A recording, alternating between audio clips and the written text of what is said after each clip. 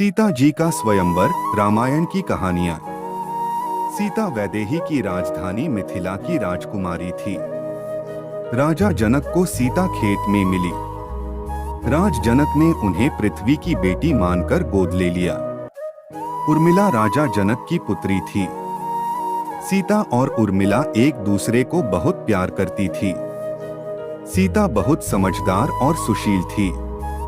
उन्हें शास्त्रों का बहुत ज्ञान था। जब सीता शादी के लायक हुई तो राजा जनक ने उनके लिए योग्य वर ढूंढने के लिए एक स्वयंवर किया।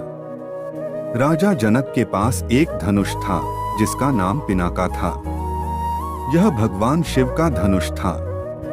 राजा जनक ने स्वयंवर में एक शर्त रखी कि जो राजकुमार धनुष पर स्ट्रिंग चढ़ा देगा उसी से सीता का विवाह किया जाएगा।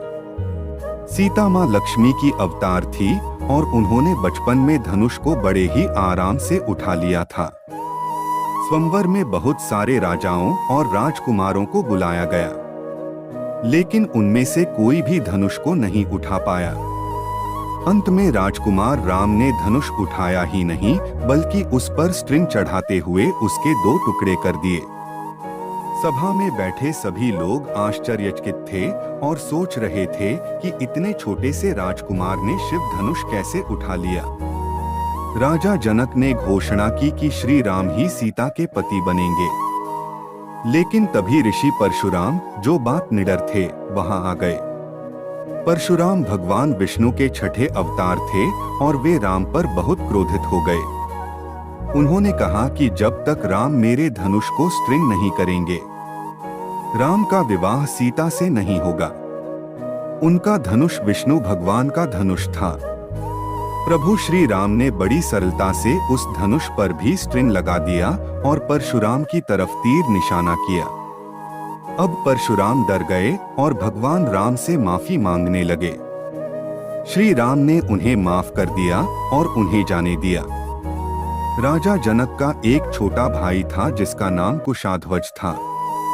उसकी 2 बहुत सुंदर बेटियां थीं, जिनका नाम मांडवी और श्रुतकीर्ति था। ऋषि विश्वामित्र ने राजा जनक को सुझाया कि वे भरत की शादी मांडवी से और शत्रुघ्न की शादी श्रुतकीर्ति से कर दें। राजा दशरथ को निमंत्रण भेजा गया और राजा दशरथ अपनी 3 रानियों को लेकर मिथिला आए और एक ही समय में चारों भाइयों की 4 बहनों से धूमधाम से शादी की गई। राम की सीता से, लक्ष्मण की उर्मिला से, भरत की मांडवी से और शत्रुघ्न की श्रुतकीर्ति से शादी संपन्न हुई। यह कहानी छोटे बच्चों की कहानियां में से एक अच्छी कहानी है।